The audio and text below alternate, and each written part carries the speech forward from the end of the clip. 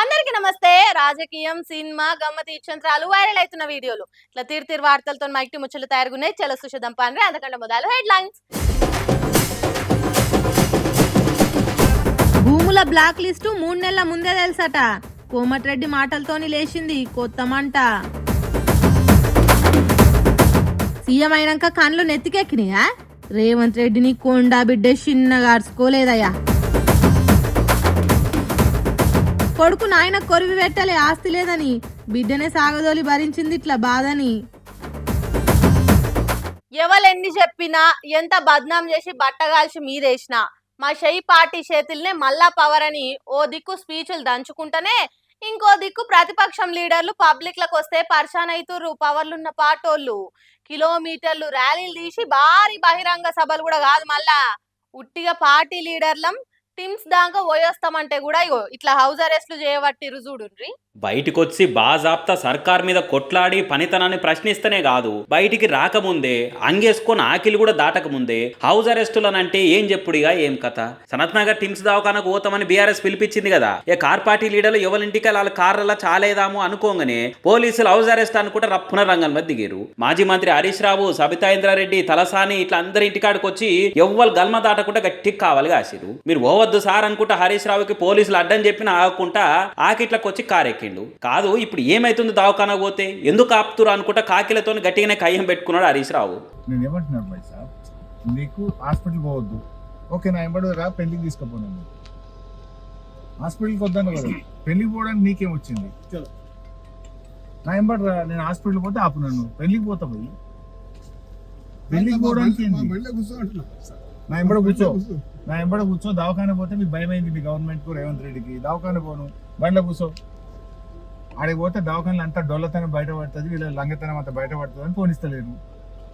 పోని మరి దవాఖాన పోను, భవన్ పోతా, తెలంగాణ భవన్ పోయి. టిమ్స్ కట్టింది నేనే అని రేవంత్ రెడ్డి చెప్పుకుంటున్నాడు కదా, మరి పోయి చూసి వస్తానంటే హౌస్ అరెస్టులు ఎందుకు, అంత భయం ఎందుకు? ఏడ సర్కార్ పనితనం పబ్లిక్ తెలిసిపోతుందో, ఏ తీర్లు అబద్ధాలు చెప్తున్నారో బయటపడిపోతుందో అని ఇదంతా అని అనుకుంటూ అరుచుకున్నాడు హరీష్ రావు. కదిలి బయటికి రాకుండా పోలీసులనే కావలి పెట్టి నిర్బంధాలతో నిజాలు తెలియకుండా ప్రతిపక్షాల కుతిక నొక్కాలని చూస్తారా అనుకుంటా ఫైర్ అయ్యిండు. ఆయన అంటే అన్నారంటారు కానీ ఇటుకా వేరిసి ఇగురంతో కట్టింది మేమే అని పబ్లిక్లో ప్రచారం చేసుకుంటున్న సీఎం సార్కు ప్రతిపక్షాలు వచ్చి మరి చూసిపోతామని అంటే ఇంత భయం ఎందుకు? దావకాలు అయితే లొల్లి చేయరు కదా, కట్టిన దాన్ని కూలగొడతామనలే కదా. కార్ పార్టీ కన్వాలు వేసుకొని అట్లా పోయి చూస్తామనంటేనే కాలు బయట పెట్టనీయలేదంటే మీకు ఏ రేంజ్లో బుగులవుతుందో కుల్లా కళ్ళ గట్టినట్టు తెలిసిపోతుంది అనుకుంటా గుస్సా అవుతారు గులాబీ కార్యకర్తలు. మరి పంచాయతీ మీద పవర్లు ఉన్న పార్టీలు బయటకు వచ్చి ఆయన తన టిమ్స్లో కూడా చేతబడులు చేస్తారని ఇంటికానే ఆపిన మనకి ఇట్లా మాట్లాడతారేమో చూడాలిగా. భూముల బ్లాక్ లిస్ట్ అనుకుంటా పబ్లిక్ ను పర్షాన్ పాలు చేసే వరకల్లా ప్రతిపక్షాలు పంచాయత్ చేసుడుతోని మంత్రి పొంగులేటి బయటకు వచ్చి సారీ చెప్పి మాకు తెలియకుండా అయింది, ఆఫీసర్ల తప్పిది, అరుచుకొని చర్యలు తీసుకుంటామని వచ్చే. కానీ ఇప్పుడు లేటెస్ట్ గా బయటకు వచ్చిన ట్విస్ట్ ఏంటంటే ఈ ముచ్చట నాకు ముందే తెలుసా అనుకుంటే ఇంకో మంత్రి మంది ముందలకి వచ్చి మాట్లాడిండు. ఇగో ఇది ఎక్కడోళ్ళి, ఒకలేమో మాకు తెలియదు అంటే ఇంకోలేమో ముందే తెలుసా అనబట్టే. అందుకే హరీష్ రావు ఇగో ఈ తీర్లు ఇచ్చి పడేసిండు గట్టిగా. లోపలి పంచాలతోని పార్టీ పతారని పలసగా చేసుకుర్రేమో అని అంటే సరే, అది వాళ్ళ సొంత పార్టీ కాంగ్రెస్ కయ్యము, మనకు సంబంధం లేదా అనుకోవచ్చు. కానీ వాళ్ళ దాంట్లో వాళ్ళకే శృతి లేక ఆఖరికి సీఎం దాకా పోయి మంత్రులే ముచ్చట చెప్పిన ఫాయిదా లేక ఇవాళ ఇంత పంచాద అవుతుంది. భూముల బ్లాక్ లిస్ట్ పేరు మీద గింత పంచాద అయ్యి మంత్రులనే మందంతా మస్తు తీర్ల మాటలని ఆడి పోసుకుంటుంటే మంత్రి కోమటిరెడ్డి సార్ ఇప్పుడు వచ్చి ఏం చెప్తుండో ఈరోసారి. యాదగిరిగుట్టలో కూడా 42,000 ఎకరాలు ప్రొవిజన్ లో పెట్టినట్టు నాకు ఐలయ్య గారు అక్కడ స్థానిక ఎమ్మెల్యే చెప్పి బాధపడ్డారు. ఏది 3 నెలల కింద ఇది ఇవాళ బయట పెట్టిన ప్రతిపక్షాలు. నేను ఆ రోజు ముఖ్యమంత్రి గారికి చెప్పిన యాదగిరిగుట్టలో ఈ విధంగా 42,000 ఎకరాలు ప్రొవిజన్ అని చెప్పి తాత ముత్తాతల ఆస్తులు ప్రొవిజన్లు పెట్టిరని చెప్పి ఆ ప్రాంతాల్లో రైతులు ప్రజలు మధ్యతరగతి వాళ్ళు యాదగిరిగుట్ట మున్సిపాలిటీ నిద్రపోకుండా ఎమ్మెల్యే దగ్గర నా దగ్గర తిరిగి తెస్తే గతంలోనే నేను చెప్పిన. మీరు ఇప్పుడు ఇవాళ చెప్తున్నాను, ఆ రోజే చెప్పి దాని గురించి మీరు లేదు మీరు భయపడద్దు నేను తీపిస్తానని ముఖ్యమంత్రి గారు. ప్రతిపక్షాలు ఇవాళ బయట పెట్టినాయి కానీ నాకు 3 నెలల ముందే తెలుసని ముద్దుగా చెప్పబట్టింది. చూసిండ్రా, యాదగిరిగుట్టలో కూడా 42,000 ఎకరాల భూమిని 22A కింద బ్లాక్ లిస్ట్ లో పెట్టిర్రు అనుకుంటా. అసలు ముచ్చట ఆలస్యంగా ముంగటేసింది. ఇట్లా ఈ ముచ్చట మీద హరీష్ రావు సార్ అరుచుకుంటా ఇది ముఖ్యమంత్రికి తెలియకుండా జరగలే కదా. స్వయంగా కోమటిరెడ్డి వెంకటరెడ్డి ఒక మంత్రి గారే చెప్తుండు, 4 నెలల కిందనే నేను రేవంత్ రెడ్డికి చెప్పినా మా యాదాద్రి జిల్లాలో 40,000 ఎకరాలు ప్రావిబిషన్లో పెట్టిండ్రు, 22Aలో పెట్టిండ్రు అన్నాడు.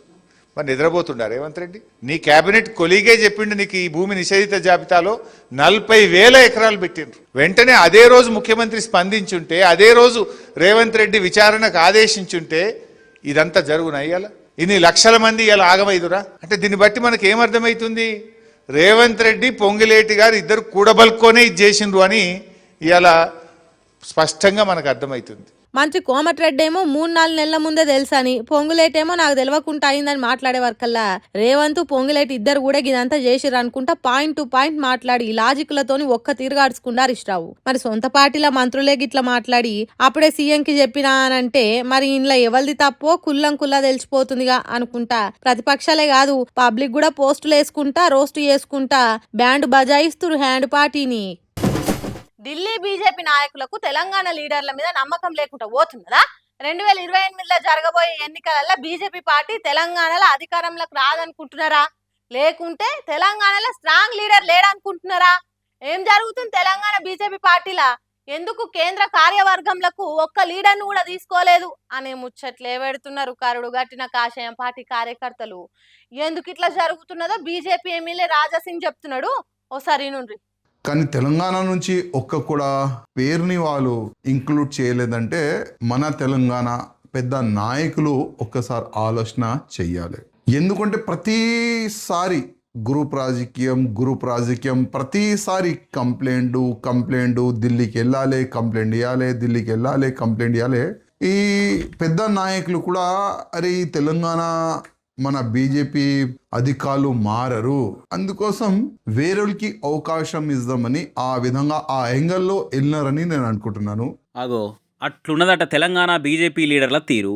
గిచ్చి కయాలు పెట్టుకునుడు, గ్రూప్ రాజకీయాలు చేసుడు, అందరికంటే గొప్ప నేనే అనుకునుడు, ఎవరి దారి వాళ్ళదే అన్నట్టు రాజకీయాలు చేసుడు, ఒకరి మీద ఇంకొకరు బురద చల్లుకునుడు, మీటింగులు పెట్టి తిట్టుకునుడు, సోషల్ మీడియాలో గిట్టని సొంత పార్టీ లీడర్ల మీద ట్రోలింగులు చేసుడు, ఎన్నికల సొంత పార్టీ లీడర్ల పతార పాడు చేస్తేందుకు ఓట్లు పడకుండా చూసుడు, పుల్లలు పెట్టుడు, అగ్గిరాజేసి అంటుపెట్టుడు ఇక్కడే చేసుకుంటా. అంటే ఆ అంటే గాలి మోటార్ ఎక్కి ఢిల్లీకి పోయి గిల్లి కజ్జాల ముచ్చట జాతీయ లీడర్ల చెవుల నుంచి రక్తాలు గారితట్టు చెప్పుడు, సెంటర్ లీడర్లకు చికాకు తెప్పించి ఆఖరికి సీదరించుకునేటట్టు చేసిరు కదా అనుకొచ్చిండు ఎమ్మెల్యే రాజాసింగ్ సారు. అందుకే మిమ్మల్ని జాతీయ కార్యవర్గాలకు తీసుకుంటే ఎక్కడ లేనిపోని గ్రూపులు పెట్టి అక్కడ కూడా లొల్లులు పెట్టిస్తారో అని నేషనల్ పార్టీ ఆలోచన చేసింది. అందుకే ఒక్కలను కూడా దగ్గర తీయలేదన్నట్టు చెప్తున్నాడు రాజాసింగ్. ఒకవేళ అదే నిజమైతే ఇప్పటికైనా బీజేపీ పార్టీ లీడర్లు ఆలోచన చేయవలసిందే. 2028లో తెలంగాణలో కమలం విరబూయాలి, వికసించాలి అంటే కలిసిమెలిసి పనిచేయాలి. బీజేపీని అధికారంలోకి తెచ్చి అప్పుడు మాట్లాడాలి. తెలంగాణ లీడర్లను తక్కువ చూపు చూసిన సెంటర్ లీడర్లకు కనువిప్పు కలిగేటట్టు చేయాలని కోరుకుంటున్నారు పువ్వు గుర్తు కార్యకర్తలు. అంతేగాని చిప్పల నూకలు శిల్లంకల్లం అన్నట్టు ఎవరికి వారే యమునా తీరన్నట్టు చేస్తే ఇలా కేంద్ర కార్యవర్గాలకి వెళ్ళి తీసేసిర్రు. రేపు కేంద్ర సర్కార్లో ఉన్న మంత్రి పదవులకి వెళ్ళి కూడా తీసేస్తారు. కాబట్టి కమలం పువ్వు పార్టీ కార్యకర్తలు కలలు కంటున్నట్టు కలిసిమెలిసి పని చేయరని మాట్లాడుకుంటారట బీజేపీ పార్టీ అంటే జరత్తి ఇష్టం ఉన్నోళ్ళు. అంతేగాని తెలంగాణలో ఆయమన్న లీడర్ లేడు. వీళ్ళందరికీ తెలంగాణ రాష్ట్రంలో బీజేపీ సర్కార్ను తీసుకొచ్చే తెలివి లేదు, ఎన్నటి కలిసిమెలిసి పనిచేసే ఓపిక లేదు అని సెంటర్ వాళ్ళు తక్కువ అంచనా ఇస్తట్టు చేయకూర్రి అని కోరుకుంటున్నారట కమలం పార్టీ అంటే కాయసున్నోళ్ళు. ఇక ఇదే ముచ్చట మీద సెంటర్ బీజేపీ లీడర్లకు తెలంగాణ అంటే లెక్కలేదు. పార్లమెంట్లో తెలంగాణ విభజనను పాకిస్తాన్ దేశ విభజన తీరుగా పోల్చిర్రు. తల్లిని చంపి బిడ్డను బయట తీసిరని అన్నారు. ఇక ఇప్పుడు మన తెలంగాణ లీడర్లకు సెంటర్ కార్యవర్గంలో ఒక్కలను కూడా తీసుకోలేదని ఇంకొంతమంది మాట్లాడుకుంటున్నారు. మరి ముందైనా తెలంగాణలో గుర్తించి సెంటర్ కమిటీలకు తీసుకుంటారో ఇక లీడర్లు కూడా గుంపులు కట్టి గిల్లి కజ్జాలు పెట్టుకోకుంటే కమలాన్ని వికసించేటట్టు చేస్తారో చూడాలి. ఏ పెళ్లి భారత్ లో చూసినా తెలంగాణ ఫోక్ పాటల డ్యాన్సులే. బాషింగా బలాలే లగారే సౌండ్ సాలా దంచి కొట్టు డీజే వాలా చీర కొంగు అప్పకుంటే నాయి ప్రమీలో రాత్రిలో ఇగో గిసొంటి పాటల మోతే మోగుతున్నది. సోషల్ మీడియాలో ఆ పాటలకు డాన్సులు వేసిన వాళ్ళు కూడా మస్తు ఫేమస్ అవుతున్నారు. పాటలతోని ఫేమస్ అవుడు సరిపోతలేదేమో, ఇగో గిట్లా కూడా ఫేమస్ అవుతుర్రు. 1-2 పాటల జంటగా నటిస్తే చాలు పెండ్లా మొగల కంటే ఎక్కువ చేస్తున్నారుగా కొందరు. తెలంగాణ ఫోక్ సాంగ్లకు డాన్సులు వేసే ఈశ్వర్ సాయి అనే పిల్లగాడు, మాధురి రాథోడ్ అనే పిల్ల ఇద్దరు కలిసి ఇగరం తక్కువ పనులు చేస్తున్నారట. ఈశ్వర్ సాయికి శరణ్య అనే అక్కతోని పెళ్ళై ఓ కొడుకు కూడా ఉన్నాడట. కానీ నెత్తిలో పురుగు తిరిగిందో చెత్త ఆలోచనలు చెంతకు చేరినాయో తెలియదు కానీ తన తోటి ఫోక్ సాంగ్లకు డాన్స్ వేసిన మాధురి రాథోడ్తోని ఏంలాడలో రూమ్ తీసుకొని రాత్రిలో జాము రాత్రిలో అన్నట్టు ఇద్దరు ఇల్వ తప్పిన పని చేస్తున్నారట. మళ్ళీ ఇద్దరిని ఎప్పటి నుంచి కనిపెడుతున్నదో ఏమో శరణ్య తెలిసిన వాళ్ళతో కలిసి రాత్రి రంగప్రవేశం చేసిందట. అప్పుడు వాళ్ళ అవతారాలు ఇగో ఈ తిరుగున్నాయి. Da. This is the what we want. Da. అది ఇది నీ కోసమే మేము వచ్చాం యాక్చువల్లీ. పెళ్ళైన దొరకడా? ఇంకా ఎవరు దొరకలా నీకు? బిడ్డ మీద ప్రేమ లేదా? రే విశాల్ విశాల్ విశాల్ ఇదిగో ఈ అమ్మాయి. సిగ్గు శరము ఇజ్జతి మంచి చెడు అనేది గాలికి పెట్టి పెళ్ళాం పిల్లలున్నా ఇంకో మంచితో ఎట్లుంటాడు? జానపద పాటలకి ఎగిరి దుంకి తర్వాత వేసే పని గిదేనా?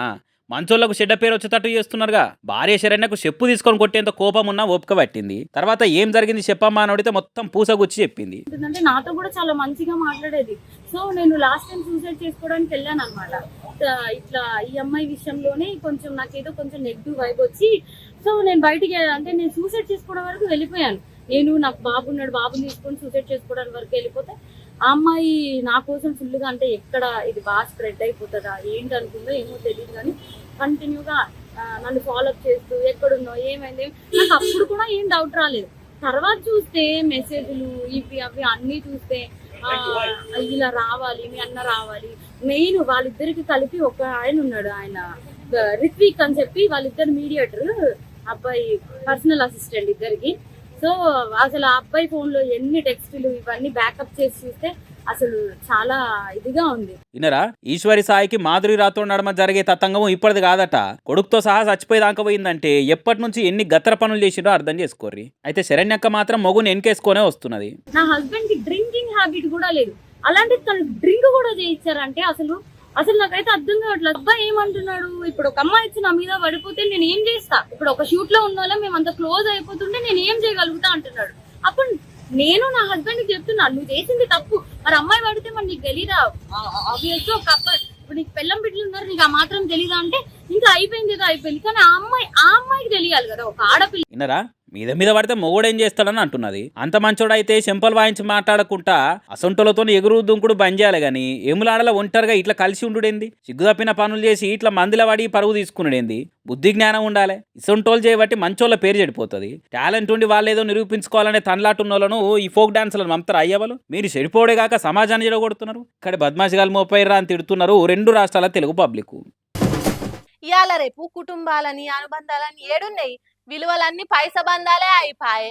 పైసల కోసం కన్నోళ్లను రోడ్డు పోటు తిడిచినోళ్ళు, అనాథాశ్రమాలల్లో దోలిచ్చినోళ్ళు, ఆఖరికిగో తల కొరివి పెట్టనోళ్ళు కూడా దాపరమైతురుగా. ఇట్లా దేవుడా, ఇసొంటి కష్టం పగోలకు కూడా రావద్దు తండ్రి. ఏమని చెప్తాం, ఎట్లా అని చెప్తాం? అటా బిడ్డే బాధను, ఇటు జీవిడిచి మట్టిలో పోయిన తండ్రి గోసను. కొడుకున్నా కూడా కన్న కూతురే కాటిదాంకొచ్చి నాయనకు అంత్యక్రియలు చేసిన ఈ ముచ్చట చిత్తూరు జిల్లా కార్వేటి నగరంలో అయింది. పాపం తండ్రికి ఆస్తుపాస్తులు లేవట. సరే, భూములు ప్లాట్లు బంగ్లాలు ఇయ్యలేదని బతుకున్నాడు, ఎట్లనైనా చూడలేదు, వచ్చిపోలేదు. కనీసం కాలం చేసినందుకన్నా వచ్చి సావు సందం చేసిపో అని కొడుకుకు ఫోన్ చేస్తే ఆస్తి అని అయ్యి ఉంటే ఎంత పోతే ఎంత, నేను రాను, ఆ సావేదో మీరే గానిచ్చుకోర్రి అని చెప్పి కాటి దాకా కూడా కదిలి రాలేదట ఆ కఠినాత్మకమైన కొడుకు. కానీ పెంచి పెద్దగా అయినాక పెండ్లిలు చేసి ఇవాళ పెండ్లాం పిల్లలు వచ్చినాక కన్నోళ్ళు కానరాకుట అయ్యారు కదా ఆ మోతేవారి కొడుకుకు. ఇక కొడుకు కోసం ఎదురు చూస్తే కాని పని. నేను కూడా మా నాయన బిడ్డని, నా తండ్రి కర్మకాండాలు నేను చూసుకుంటా అని బిడ్డనే గిట్ల కుండబట్టి చుట్టూ తిరిగి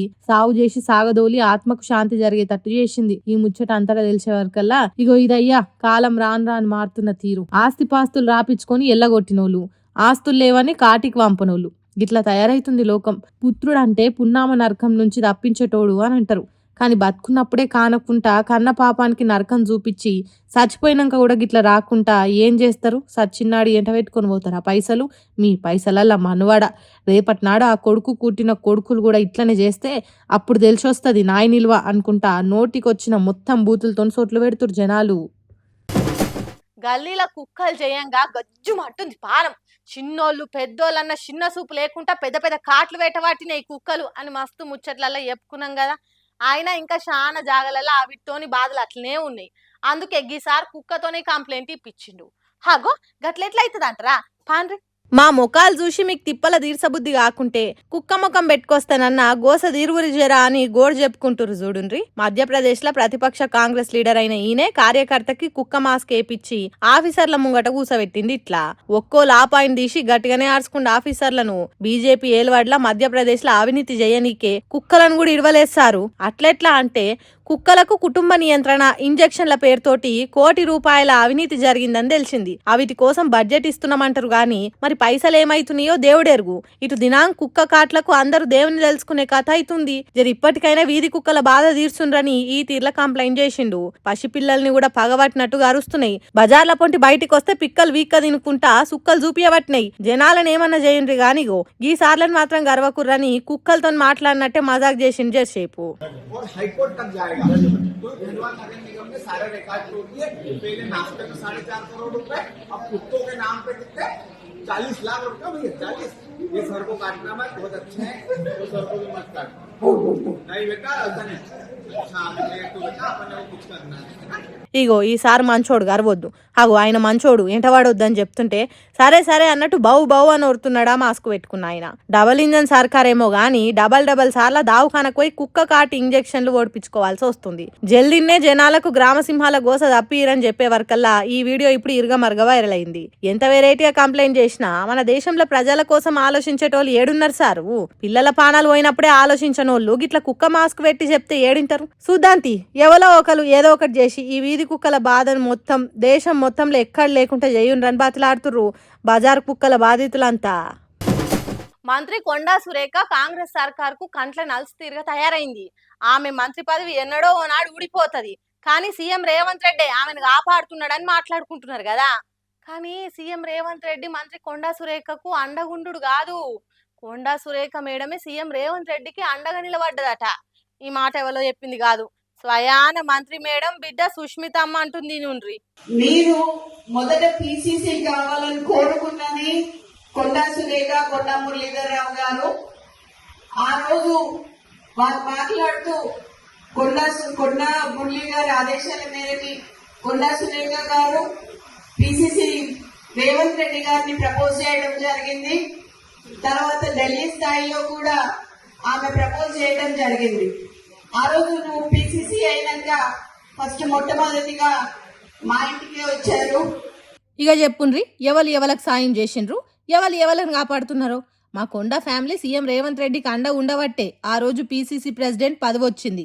ఈ రోజు నువ్వు సీఎం కాగలిగినవు. నువ్వు ఇవాళ అనుభవిస్తున్న పదవి మా దయతో వచ్చిందన్నట్టు చెప్పింది మంత్రి కొండా సురేఖ మేడం బిడ్డే సుష్మితమ్మ. మరి సీఎం రేవంత్ రెడ్డి మీద ఎందుకు కోపం వచ్చిందో ఏమో గాని ఆనాడు పిసిసి ప్రెసిడెంట్ పదవి వచ్చినాక సీదా మా ఇంటికే వచ్చి ఏం చెప్పినావో యాదికున్నదా అని అప్పటి ముచ్చట్లు చెప్పింది.